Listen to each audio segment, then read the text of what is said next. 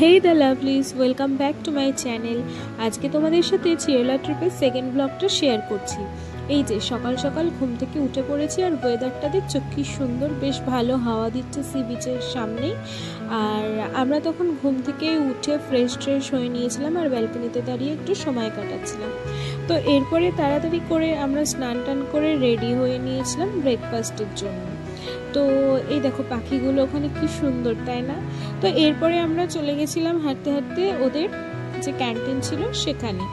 তো ক্যান্টিনে গিয়ে সবই প্রায় ছিল সাউথ ইন্ডিয়ান ব্রেকফাস্ট। চলো তোমাদের সাথে শেয়ার করে নি কী কী ছিল। এই যে প্রথমেই দেখে নিলাম এখানে ইডলি রয়েছে।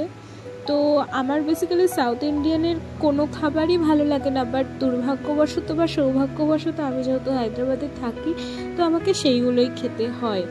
তো এই দেখো আর কী কী ছিল তোমাদের সাথে শেয়ার করে নিচ্ছি আমি, তোমরা দেখতে থাকো।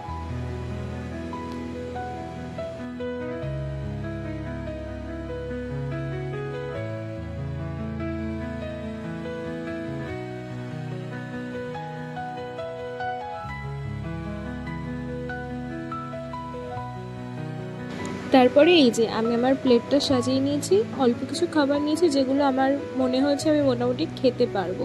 তো টেস্ট সেই অর্থে খুব একটা ভালো ছিল না, বাট ঠিক আছে, অ্যাভারেজ চলে যায়। তো এরপরে খাওয়া দাওয়া সেরে আমরা চলে গেছিলাম বিচে। তো বিচে গিয়ে আমরা জলে তো নামিনি কেউই, বাট এই দেখো বাচ্চাগুলো কি সুন্দর খেলছে, কি ভালো লাগছে তাই না ওদের খেলা দেখতে। তো এরপরে আমরা ওখানে বেশ কিছুক্ষণ ছিলাম সি বিচে, একটু আইসক্রিম খেলাম, গল্প করলাম, ছবি তুললাম, কতগুলো ভিডিও নিলাম। তো এরপরে আমাদের চেক আউট ছিল বেলা 12টার সময়, বাট তারপরে আমাদের ট্রেন ছিল রাতের বেলা। তো এই কারণে আমরা বেশ কিছুক্ষণ সময় সি বিচেই কাটিয়েছিলাম। আর ওখানে ওই যে গাড়িগুলো থাকে না, ওগুলোর নাম কি বলে আমার ঠিক মনে পড়ছে না, তো ওইগুলোতে রাইড করেছিলাম আমরা। আমাকে বলছিল যে তুমি চালাতে পারো, কোনো অসুবিধা নেই, কন্ট্রোলিং তার কাছে থাকবে, কিন্তু আমি না ভয়ে একদম সাহস পাইনি। তো সেই জন্য আমি শাইনিদিকে বললাম যে তুমি চালাও আর আমি পেছনে বসি, একটা ভিডিও বানাই।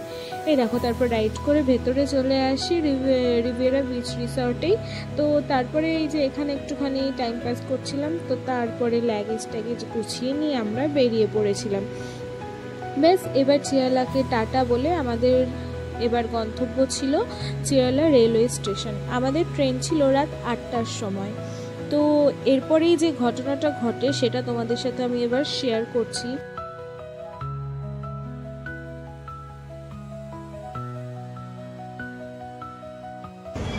কি করবো আমরা এখন তো আমরা জাস্ট ভগবানের বিশ্বাসে একটু ওয়েট করতে পারি, সেটা আমরা বাড়িতে সেফলি পৌঁছে যাই। দেখি কী হয়। তুমি কিছু বলবে? আমার আর কিছু বলার নেই, আমি ভীষণভাবে বিধ্বস্ত আছি। আমরা এখন চিরালা স্টেশনে বসে আছি। ইটস নিয়ার অ্যাবাউট কত 10টা বাজে। আমাদের ট্রেন 12টা সাড়ে 12টার দিকে আসবে, তারপরেও আসতে পারে।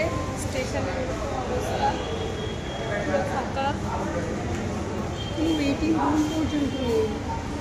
আমরা বলি সাউথ এত ডেভেলপ হয়ে গেছে, এখানে এমনি প্যাথেটিক কন্ডিশন যেগুলো স্টেশনে হয় এবং ট্রেনের হয়, যেখানে বন্দে ভারত টাইপের ট্রেন লঞ্চ হচ্ছে, সেখানে সাধারণ ট্রেন 2 ঘন্টা 2.5 ঘন্টা উইদাউট এনি রিজন, না বর্ষাকাল না কোথাও কিছু হয়েছে, এমনি 2.5 ঘন্টা 3 ঘন্টা নেই।